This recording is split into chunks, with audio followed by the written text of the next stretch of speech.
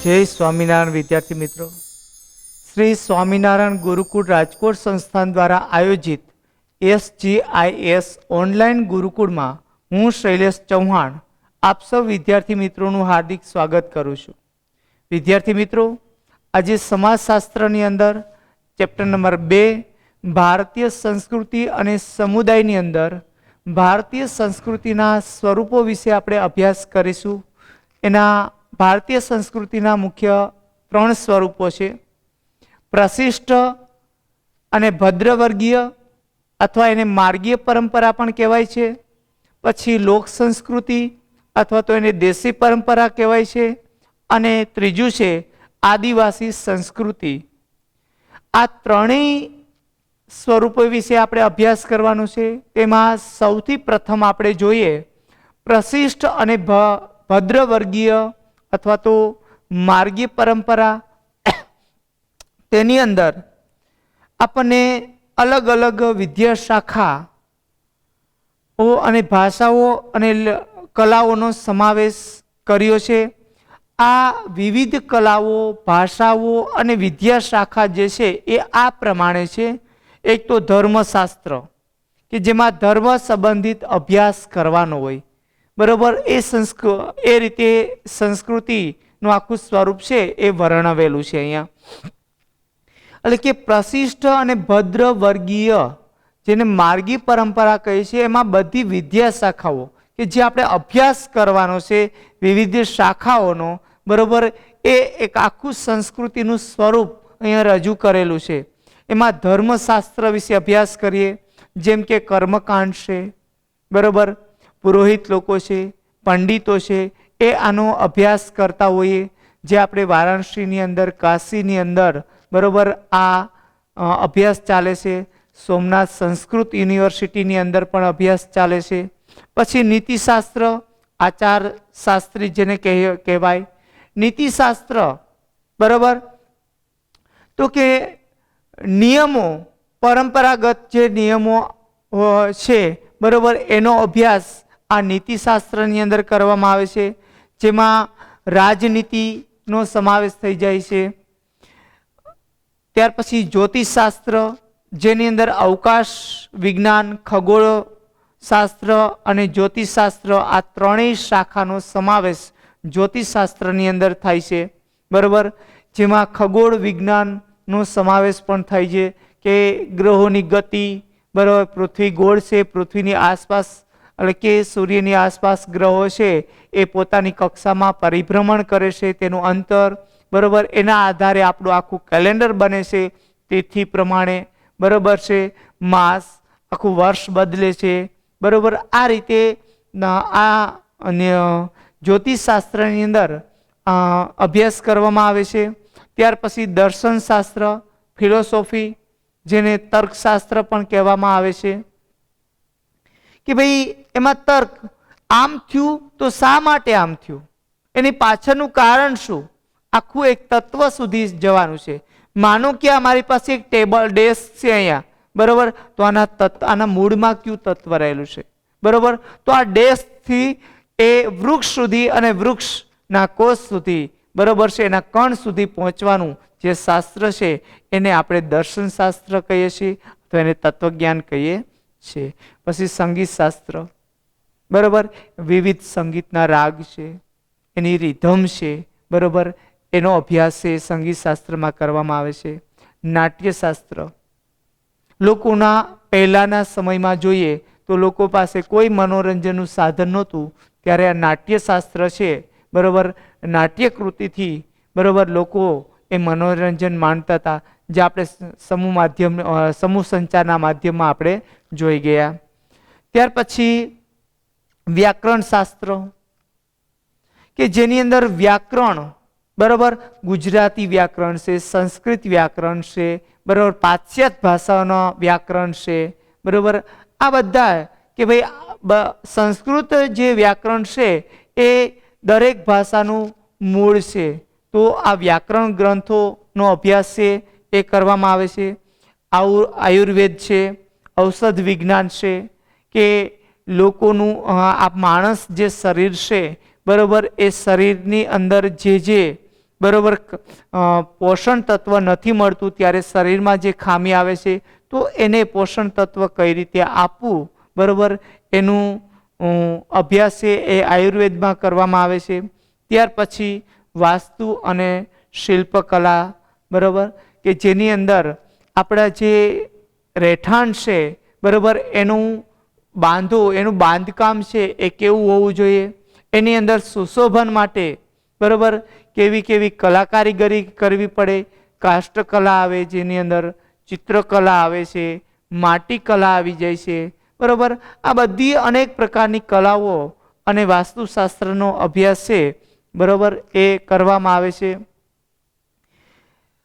ત્યાર પછી આ 9 શાખાનો સમાવેશ છે એ પ્રશિષ્ટ અને ભદ્રવર્ગીય અથવા તો માર્ગી પરંપરા સંસ્કૃતના સ્વરૂપની અંદર થાય છે.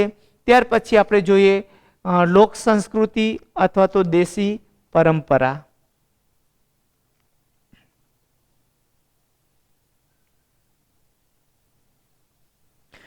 લોક સંસ્કૃતિ અથવા તો દેશી પરંપરાઓની અંદર જોઈએ તો કે લોક સંસ્કૃતિ માનવ સમાજ જેટલી જૂની છે કે ભાઈ માણસનો જ્યારે ઉદ્ભવ થયો ત્યાંથી આ સંસ્કૃતિ માણસ સાથે એ અભિન્ન અંગ તરીકે એ જોડાયેલી છે. આ સંસ્કૃતિને આદિ માનવની મનોવૈજ્ઞાનિક અભિવ્યક્તિ તરીકે ઓળખવામાં આવે છે કે ભાઈ લોક સંસ્કૃતિને આદિ માનવની અભિવ્યક્તિ તરીકે ઓળખવામાં આવે છે. લોક સંસ્કૃતિ એ લોક સમૂહનું સહિયારું નિજી સર્જન છે કે લોકો દ્વારા આ સંસ્કૃતિનું સહિયારું એવું સર્જન થયેલું છે. કોઈ એક વ્યક્તિએ સર્જન નથી કર્યું, લોકો સમૂહમાં એ ભેગા મળી અને સાથે મળી અને આ લોક સંસ્કૃતિનું સર્જન કરેલું છે. જનજીવન પોતાના રસ રુચિ, સવલતો, સુવિધાઓ અને ભૌતિક પરિસ્થિતિ અનુસાર કેટલીક પ્રણાલીઓ આરંભે છે જે આગળ જતા રિવાજ અને રૂઢિ સ્વરૂપે લોકજીવનનું મુખ્ય અંગ બની જાય છે. કે લોકો છે એ નવા રીતે એક આખી સંસ્કૃતિ ની રચના કરે અને અંતે એક લોક સમૂહ માટે એક રિવાજ બની જાય, એક રૂઢિ બની જાય અને પછી લોકો છે એ રોજ એના જીવનમાં એનો ઉપયોગ કરતા થાય, બરોબર છે. અને પછી એને એક રિવાજ માની લેશે કે ના આમ કરવું જ જોઈએ, બરોબર છે. જેમ કે દેવી તત્વમાં માનવું, બરોબર. ત્યાર પછી લગ્ન પ્રસંગે, શુભ પ્રસંગે અમુક વસ્તુનું ત્યાં હોવું જરૂરી જ છે, બરોબર. આ રીતે જ અમારા કોઈ સમાજની અંદર રિવાજ હોય તો આ પ્રમાણે જ અમારે પ્રસંગ છે એ ઉજવવાનો હોય કે ઉકેલવાનો હોય, બરોબર. પ્રસંગ છે આખો એ પતાવતા હોય છે તો આખો એક રિવાજ બની જતો હોય છે, બરોબર. એ પ્રમાણે આખા સમાજ છે એ પ્રમાણે જ વર્તતા હોય છે. તો એને આપણે લોક સંસ્કૃતિ તરીકે ઓળખીએ છીએ. લોક સંસ્કૃતિ એ અત્યંત વિશાળ જીવન ક્ષેત્ર છે. કોઈક સંકુચિત માણસ નથી એનામાં, કે આખું એક વિશાળ ક્ષેત્રમાં એ પથરાયેલ છે કે તમે જેટલા સમાજ લ્યો દરેક સમાજ માટે અલગ અલગ સંસ્કૃતિ રીત રિવાજ બની જશે. પછી લગ્ન પ્રસંગ હોય, શુભ અશુભ કોઈ પણ પ્રસંગ લ્યો, કોઈ પણ ઘટના લ્યો, લોકજીવન, લોકકલા અને કસબ એ લોક સંસ્કૃતિના અંગ છે. લોક સંસ્કૃતિનો સાચો પરિચય મેળવવા માટે લોકજીવનનો અભ્યાસ જરૂરી છે કે લોકોનો અભ્યાસ કરવો જોઈએ. કે આજે તમે જુઓ કે સંશોધન માટે સમાજશાસ્ત્રીઓ, બરોબર, એક દૂરના છેવાડાના ગામડા સુધી જઈ લોકો સવારથી સાંજ સુધી રોજિંદી ક્રિયાઓ કઈ રીતે કરે છે, પોતાનું જીવન કઈ રીતે જીવે છે, બરોબર, એ સમાજ સાથે કઈ રીતે એ જોડાયેલા છે, એની માનસ વૃત્તિ કેવી છે, બરોબર, એની પ્રકૃતિ કેવી છે, આ બધી બાબતો છે એ સતત એ લોકો લોક સંસ્કૃતિની અંદર એનો અભ્યાસ કરતા હોય છે. એટલે કે લોક સંસ્કૃતિ માટે લોકોનો અભ્યાસ કરવો જરૂરી છે. તો આ લોક સંસ્કૃતિ અંતે છે શું, બરોબર છે. લોક સંસ્કૃતિને કઈ રીતે વ્યાખ્યાયિત કરી શકાય આપણે જોયું કે ટૂંકમાં એક રીત રિવાજ, એક રૂઢિ, સમૂહ આખો ભેગો થઈ અને નક્કી કરે કે આપણે આમ કરવાનું છે, બરોબર, તો એ એનો રિવાજ બની જશે, એ એની સંસ્કૃતિ બની જશે. પણ ઘણા બધા જ એવા સંશોધકો છે, બરોબર, એમાં સૌથી જાણીતું એવું નામ છે, બરોબર, તમે ક્યાંક સાંભળ્યું જ હશે, જોરાવસિંહ જાદવ. એ લોક સંસ્કૃતિની અંદર બહુ મોટું નામ ધરાવે છે અને એ લોક સંસ્કૃતિને આ પ્રમાણે વ્યાખ્યાયિત કરે છે કે ભાઈ સંસ્કૃતિના સીમાડામાં સમાઈ જતી બોલીઓ, કંઠસ્થ સાહિત્ય, સંગીત કલા, ઉત્સવો, ધર્મ, વસ્ત્રકલા, અલંકારો, ખેતી, પશુપાલન, નૌકાયાન, હથિયારો, ઘર, ખોરડા, રાસ, રચીલું, દેવમંડળ, આચાર વિચાર, સંસ્કાર વગેરે લોક સંસ્કૃતિમાં સમાવેશ થાય છે.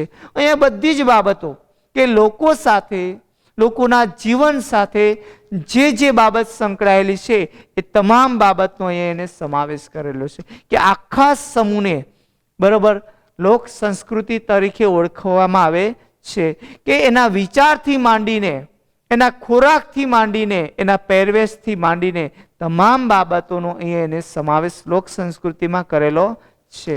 ઉત્સવો, ધર્મ, દરેક બાબત આવી જશે. એનો વ્યવસાય પશુપાલન છે, બરોબર, એક જગ્યાએથી બીજી જગ્યાએ જવા માટે સ્થળાંતર કરીએ છીએ તો યંત્રો, સાધનો, વાહન વ્યવહાર, આ તમામ બાબતોનું આપણે જે માહિતી સંચારનું આદાન પ્રદાન કરીએ છીએ, બોલીઓ, ભાષાઓ, એનો પણ લોક સંસ્કૃતિમાં સમાવેશ થાય છે.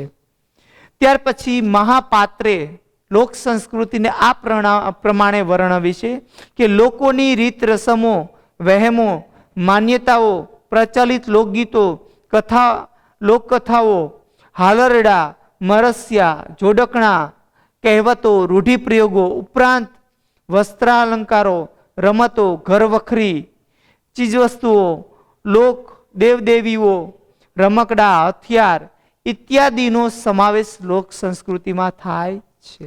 એને પણ એ જ વસ્તુ કીધું કે વ્યક્તિને સવારથી ઉઠે ત્યાંથી માંડીને સાંજે સૂવે ત્યાં સુધી જે એને જીવન જરૂરિયાતમાં જે ચીજ વસ્તુ જે જરૂર પડે એ તમામને લોક સંસ્કૃતિ કહીએ છે.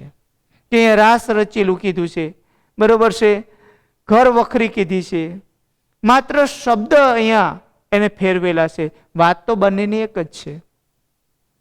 કે સાહિત્ય, તો સાહિત્યની અંદર લોકકથાઓ, હાલરડા, મરસિયા, જોડકણા બધું આવી જાય. તો આ બધી બાબતોને અહીંયા લોક સંસ્કૃતિની અંદર સમાવેશ કરેલો છે કે ટૂંકમાં કહીએ તો વ્યક્તિની જે રહેવાની રહેણી કહેણી છે આખી, બરોબર છે, એને આપણે એક સંસ્કૃતિ તરીકે ઓળખાવીએ છીએ. રીત રસમમાં લગ્ન કરનારને પીઠી લગાવી, મીંઢળ બાંધવું વગેરે જોવા મળે છે. તીન તીગડા, કામ બીગડા જેવા વહેમ જોવા મળે છે. તો કંજુસાઈ કરી પૈસા ગણ્યા કરે. વ્યક્તિ બીજા જન્મમાં ભંફોડી, સાપનો એક પ્રકાર છે, ભંફોડી બને તેવી માન્યતા વગેરે સંસ્કૃતિના ઉદાહરણો છે. આપણે જોઈશું કે ભાઈ સંસ્કૃતિને કઈ રીતે વર્ણન, તો કે લગ્નની અંદર પીઠી ચોળવી પડે, મીંઢળ હાથે બાંધવો પડે, બરોબર. તો આ બધા એક રિવાજ કહીએ કે એક સંસ્કૃતિ કહીએ. પછી તો કે તીન તીગડા, કામ બીગડા, 3 વ્યક્તિ ભેગા થાય ત્યાં કામ બગડે, બરોબર, એટલે કે જાજા વ્યક્તિ ભેગું ન થવું, બરોબર, એક વેમ છે, બરોબર. અને જે વ્યક્તિ સતત બેઠો બેઠો, બરોબર, પૈસા જ ગણ્યા રાખે, કંજુસાઈ કરે, જ્યાં વાપરવાનું હોય ત્યાં વાપરે નહીં, પૂરું પેટમાં ખાય નહીં અને ધન સંપત્તિ ભેગા કર્યા રાખે, તો એ આવતા જન્મમાં એક ભંફોડી બને, સાપ બને, બરોબર. આ બધી માન્યતાઓ છે. તો એ પણ સંસ્કૃતિના એક એ ભાગ જ છે. દીકરો મારો લાડકવાયો દેવનો દીધેલ છે જેવા આલરડા છે, તેમજ ન બોલ્યામાં 9 ગુણ એ કહેવતો છે. અને બોલે તેના બોર વેચાય જેવી આપણી કહેવતો છે. આંખ આડા કાન કરવા, રાતા પીળા થઈ જવું જેવા રૂઢિપ્રયોગો છે. લોક સંસ્કૃતિના આ પણ ઉદાહરણો છે. આ બધી કહેવતો છે, જોડકણા કહીએ આપણે. ત્યાર પછી હસુ યાજ્ઞિક છે એ લોક સંસ્કૃતિને આ પ્રમાણે વર્ણવે છે કે લોક સંસ્કૃતિ એ લોકમાનસ અને સાહિત્યના પાયા છે. સભ્યતાનો વિકાસ અને સંસ્કૃતિની ઉપલબ્ધિ છે. બંનેની વિકાસ યાત્રા સાથે લોક સંસ્કૃતિ જોડાયેલી છે. અહીંયા એમ કીધું છે કે લોક સંસ્કૃતિ એ લોકમાનસ અને સાહિત્યના પાયા છે. આ બંને એક સાથે જોડાયેલા છે કે લોકો છે બધું જ વિચારી વિચારીને એના જે રીત રિવાજો છે, જે એની પરંપરાઓ છે એને સાહિત્યમાં વર્ણવે છે, આલેખન કરે છે અને પછી પેઢી દર પેઢી એ આપતા જાય છે. તો આ બંને એક સહિયારા પાસા છે અને એનાથી જ લોક સંસ્કૃતિ છે એ બનેલી છે કે જોડાયેલી છે. ત્યાર પછી કૃષ્ણદેવ ઉપાધ્યાય છે એ લોક સંસ્કૃતિને લોકવિદ્યાને લોક સંસ્કૃતિ તરીકે ઓળખાવે છે. કૃષ્ણદેવ ઉપાધ્યાય છે એ લોકવિદ્યાને લોક સંસ્કૃતિ તરીકે ઓળખાવે છે અને કહે છે કે લોકવિદ્યા એટલે લોકોએ પોતાના જીવન માટે જરૂરી એવી પોતે નિપજાવી કાઢેલી વિદ્યા કે જ્ઞાન છે જે લોક સમાજમાં ઉત્પન્ન થાય છે. લોકો દ્વારા બધા જ લોકો સાથે મળી અને કોઈ ચર્ચા વિચારણાને અંતે એક નિષ્કર્ષ ઉપર પહોંચે છે અને એમ કહે છે કે હવે બધાએ બસ આ જ રીતે રહેવાનું, આ જ રીતે બધાએ વર્તન કરવાનું અને એ લોકો માટે એક નવી બાબત બની જાય છે, જ્ઞાન બની જાય છે અને એનાથી જ લોક સંસ્કૃતિનો ઉદ્ભવ થાય છે. તો આ રીતે લોક સંસ્કૃતિ દેશી પરંપરાઓ છે એ લોકો દ્વારા ઊભી કરવામાં આવેલી એક સંસ્કૃતિ છે. ભારતની બહુમતી પ્રજા સદીઓથી લોક સંસ્કૃતિ સાથે સંકળાયેલી છે. આ પરંપરા મૌખિક રહી હોવાથી પુસ્તકનો સીધો આધાર તેના વિકાસમાં જોવા મળતો નથી કે લોકો દ્વારા એ મૌખિક રીતે ઉદ્ભવ થયેલું છે એટલે આપણને પુસ્તકની અંદર બહુ ઓછું જોવા મળે. એક પેઢીમાંથી બીજી પેઢીમાં હસ્તાંતર દ્વારા તેનો સાતત્યપૂર્ણ વિકાસ થયેલો છે. પેઢી દર પેઢી આ વારસામાં મળતો આવેલી સંસ્કૃતિ છે. ભૌગોલિક રીતે વિશાળ પ્રદેશ અને વિવિધ આબોહવા ધરાવતા ભારતમાં ભૌગોલિક વાતાવરણ મુજબ લોક સંસ્કૃતિ જોવા મળે છે કે લોક સંસ્કૃતિમાં માત્ર વિચારો નહીં, વાતાવરણ પણ ત્યાં અસર કરે છે અને વાતાવરણ મુજબ એ લોકો છે એ રીતે એની રહેણીકરણી હોય છે અને એ પ્રમાણે એ રીત રિવાજો છે એ પાળતા હોય છે. તો આ રીતે એ જ રીતે આપણે જોઈએ તો ગ્રામ્ય વિસ્તારની અંદર લોકગીતો, નાટ્ય સ્વરૂપો, ચિત્રકલા વિકસી છે.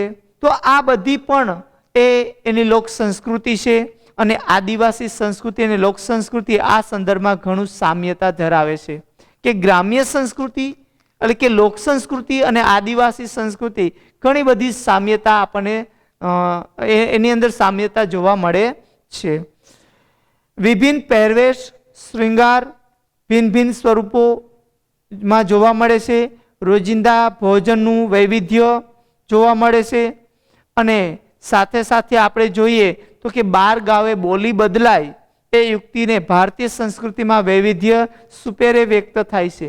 એટલે કે 12 ગાવે બોલી બદલાય એટલે કે તમે જો અલગ અલગ પ્રદેશની બોલીઓ અલગ અલગ, ભાષા અલગ અલગ, તો એ પ્રમાણે એની સંસ્કૃતિ માને છે કે ભાઈ અમે તો આ જ રીતે બોલીએ. જેમ કે કચ્છી બોલી છે, ઉત્તર ગુજરાતમાં જઈએ તો અલગ, મધ્ય ગુજરાતમાં અલગ બોલે, બરાબર, સૌરાષ્ટ્રની અંદર અલગ એની પ્રાદેશિક જે ભાષા છે, બોલી છે, બરાબર, એ મુજબ એની ઓળખ થતી હોય છે. અને આ જે માણસની પહેરવેશ, બોલી, બરાબર, અને વર્તનથી અને શરીરના બાંધાથી, પ્રકૃતિથી જે ઓળખ છે એ જ લોક સંસ્કૃતિ. ત્યાર પછી વિદ્યાર્થી મિત્રો આપણે જોઈએ તો કે આદિવાસી સંસ્કૃતિ. વર્ષોથી આ ભૂમિમાં રહેતા આદિવાસીઓની સંખ્યા ભારતમાં નોંધપાત્ર છે. અત્યારે ભારતની અંદર જોઈએ તો ઘણા બધા એવા વિસ્તારો છે કે જ્યાં આદિવાસી જે વસ્તી છે એ વસવાટ કરે છે. આખા રાજ્યો છે કે જ્યાં આદિવાસી વસ્તી છે એ વધુ પ્રમાણમાં આપણને જોવા મળે છે. આદિવાસી સંસ્કૃતિ આગવી ઓળખ ધરાવતી હોવાથી તેને જાણવી સમજવી જરૂરી છે કે એના પર અત્યારે જોઈએ તો કે બહુ જ સંશોધન થયા છે, કારણ કે એ લોકોની રહેણી કહેણી રીત રિવાજ સાવ અલગ, આપણને એક આમ અજંપો ઉત્પન્ન કરે, બરોબર, એવા એના રિવાજ હોય છે. આદિવાસી સંસ્કૃતિને સમજવી હોય તો ભારતીય સંસ્કૃતિ સભ્યતાના સંદર્ભમાં જ જોઈ અને સમજી શકાય છે. આદિવાસી સંસ્કૃતિ શાસ્ત્રીય કે પ્રશિષ્ટ અને લોક સંસ્કૃતિથી જુદી પડે છે. જો કે આદિવાસી સંસ્કૃતિ લોક સંસ્કૃતિના ઘણા તત્વો ધરાવે છે, પરંતુ પ્રશિષ્ટ સંસ્કૃતિ સાથે અફાદરૂપ રૂપે સંબંધ ધરાવે છે. કે ભાઈ લોક સંસ્કૃતિ છે એ આદિવાસી સંસ્કૃતિમાં ઘણે અંશે જોવા મળે છે, પરંતુ કે જે પ્રશિષ્ટ અને ભદ્ર વર્ગીય જે સંસ્કૃતિ છે એ આદિવાસી સંસ્કૃતિથી ઘણા સ્વરૂપે જુદી પડે છે. કેટલા અંશે?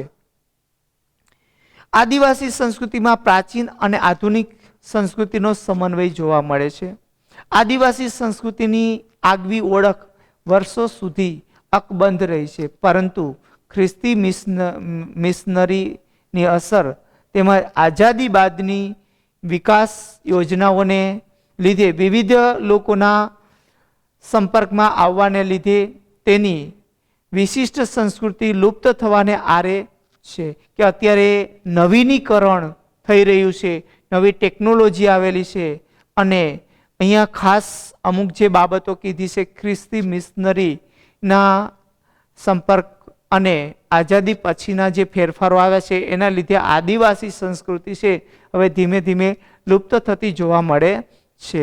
એમાં આદિવાસી સંસ્કૃતિમાં ભૂપેન્દ્ર ઉપાધ્યાય બ્રહ્મભટ્ટ એવું કહે છે કે ભાઈ પ્રકૃતિ સાથેનો સીધો સંપર્ક અને પર્યાવરણીય સંતુલન જાળવતી જીવન રીતોને મહત્વ આપતી સામૂહિક ઉજવણી નાચગાન અને સામૂહિક જીવનનું પ્રભુત્વ ધરાવતી સંસ્કૃતિ એટલે આદિવાસી સંસ્કૃતિ.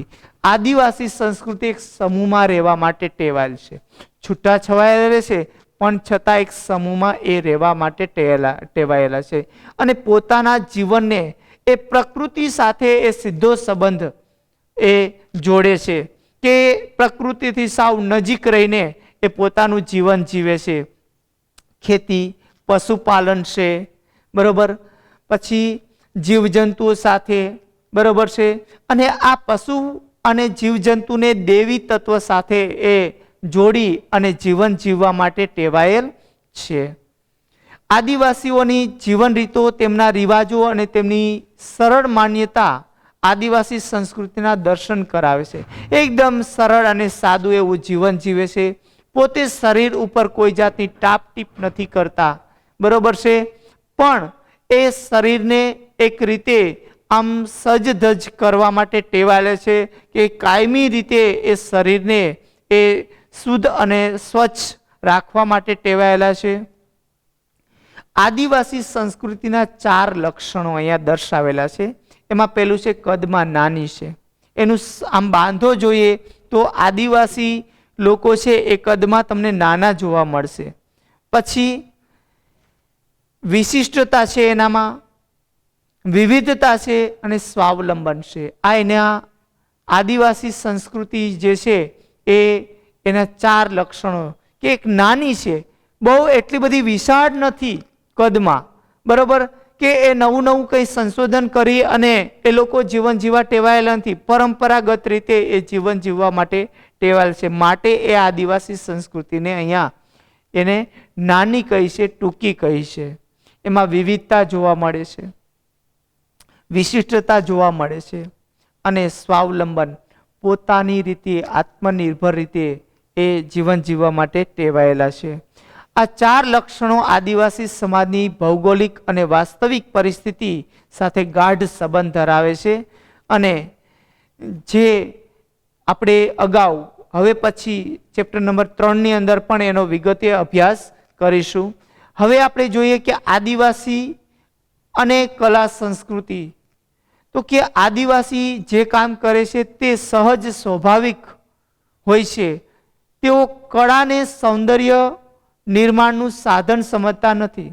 એનામાં જે કળા હોય છે, બરોબર, એ એક સૌંદર્ય નિર્માણનું સાધન સમજતા નથી, પણ એ કળાથી એ પોતાનું જીવન છે એ સુંદર રીતે નિખરે અને જીવે, એ રીતે એ સત્યતાથી પોતાનું જીવન છે પસાર કરે છે. તેઓને માટે તો એ જીવનનું અભિન્ન અંગ છે. એ આપણે જોઈશ કે ભાઈ આમ ફાવે ને આમ ન ફાવે, એનો પહેરવેશ છે એ બધે તમે જુઓ તો એક સરખો જોવા મળશે, એકદમ સાદો અને સિમ્પલ જોવા મળશે. પોતે જાતે બનાવેલો પહેરવેશ છે એ પહેરશે, અંગરખા એટલે કે કબજા છે. ત્યાર પછી તો કે આદિવાસી કલા અંગે વધુ સ્પષ્ટતા કરતા કહી શકાય કે આદિવાસી સંસ્કૃતિમાં કલાના કેટલાક વિશિષ્ટ લક્ષણો છે કે એનામાં જે કળા પડેલી છે, બરોબર છે, એના અહીંયા ઘણા બધા આપણને લક્ષણો દર્શાવ્યા છે, જે આ મુજબ છે. પહેલું લક્ષણ છે માધ્યમ.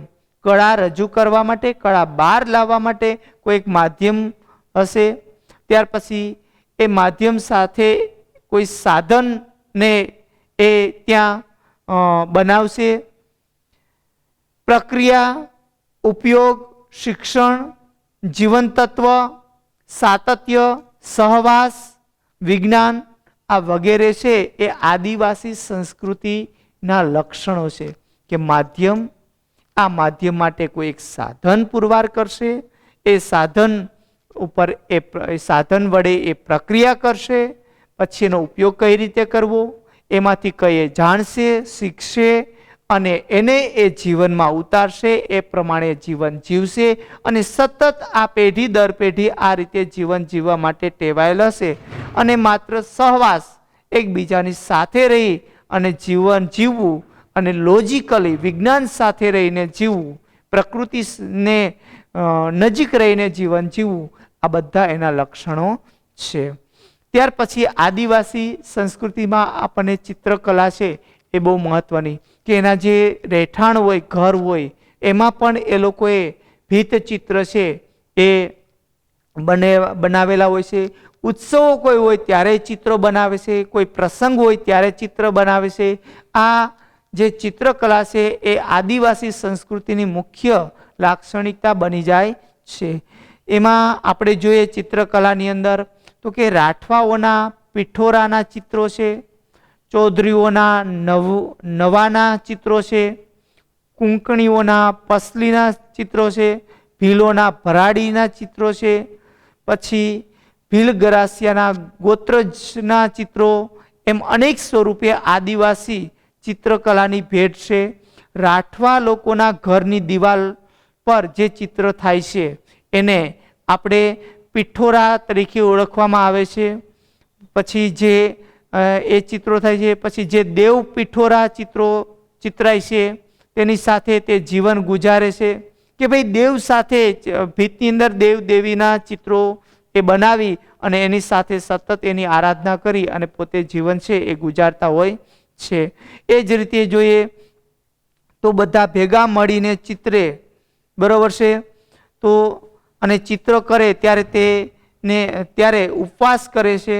એટલે કે લોકો છે ભેગા મળી અને ચિત્ર કરશે ત્યારે ઉપવાસ કરશે, કંઈ પણ એ લોકો એ શરીરમાં ખોરાક છે લેશે નહીં.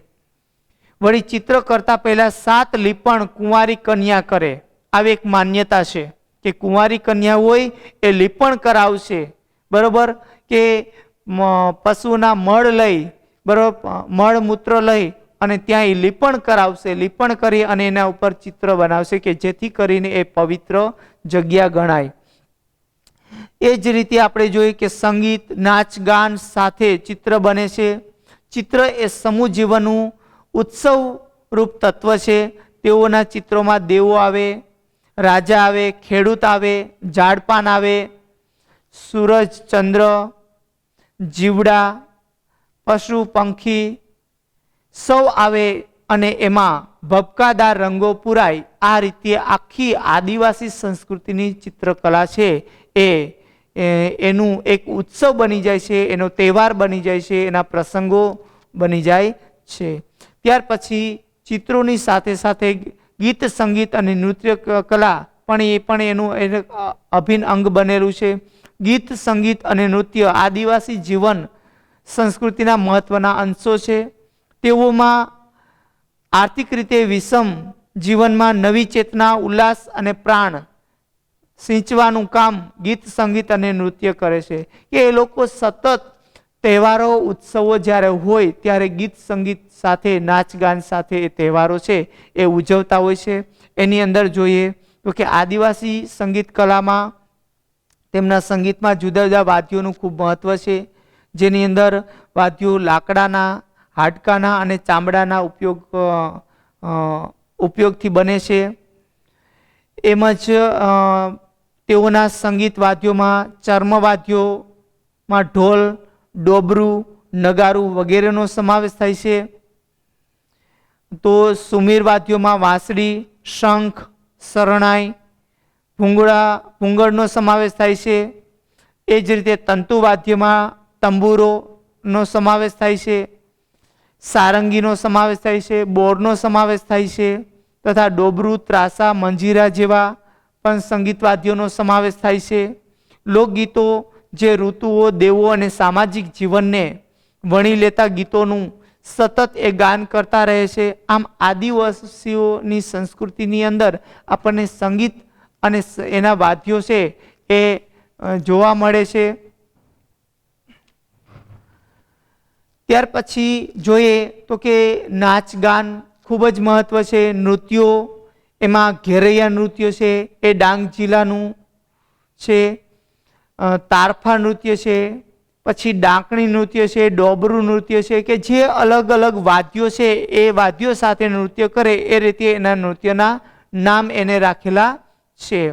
અને આ નૃત્ય કલાની સાથે સાથે જે આપણે ચિત્રકલા જોઈ, બરોબર, ત્યાર પછી એ માટી કલા છે એ પણ આદિવાસી સંસ્કૃતિ જે છે, બરોબર, એમાં જોવા મળે છે. કે જેની અંદર આદિવાસી જે સંસ્કૃતિમાં માટીના અલગ અલગ રમકડા બનાવવામાં આવે છે, વાસણ બનાવવામાં આવે છે, દેવોની મૂર્તિ બનાવવામાં આવે છે. અને આ ઉપરાંત જોઈએ તો કે ગુજરાતના પોશીના વિસ્તારમાં જોઈએ તો ભીલ ગરાસિયા માટીના ઘોડાઓ દેવને ચડાવે છે. એક એની સંસ્કૃતિ રિવાજ છે. અને તેઓ એ ઘોડાને જીવતા ઘોડા જેટલું જ માન આપે છે. કે દેવને ઘોડા ચડાવ્યા પછી એ જીવતા ઘોડાને જે રીતે એની માવજત કરવાની હોય એ જ રીતે એને સતત એ રીતે સમય રીતે એનું મહત્વ આંકી અને એ રીતે સતત એની દેખભાળ રાખે છે. ગુજરાતમાં આદિવાસી જાતિ પૈકી ચૌધરી, ગામેતી, પછી ધોડિયા, ભીલ, રાઠવા સૌ માટીના ઘોડા, હાથી, વાદ્ય, ગાય, બળદ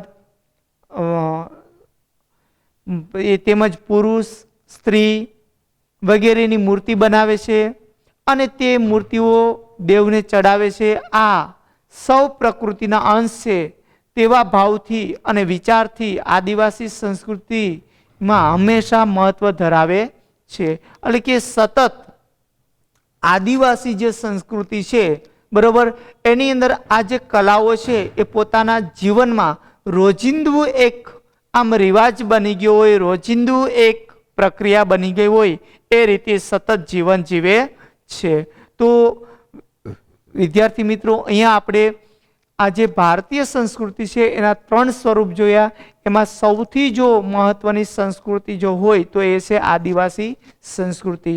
અને ખાસ આનો અભ્યાસ તમે કરજો, વાંચજો, કારણ કે આમાંથી ઘણા બધા પ્રશ્નો પૂછાય છે અને આગળ અભ્યાસ કરશો તો પણ આમાંથી ઘણા બધા પ્રશ્નો આવશે, બરોબર. અને ત્યાર પછી હવે આપણે ભારતીય સમુદાય વિશે અભ્યાસ કરીશું, તો એ આપણે નેક્સ્ટ લેક્ચરની અંદર જોશું. ત્યાં સુધી આપ સૌ વિદ્યાર્થી મિત્રોને મારા જય સ્વામી નારાયણ.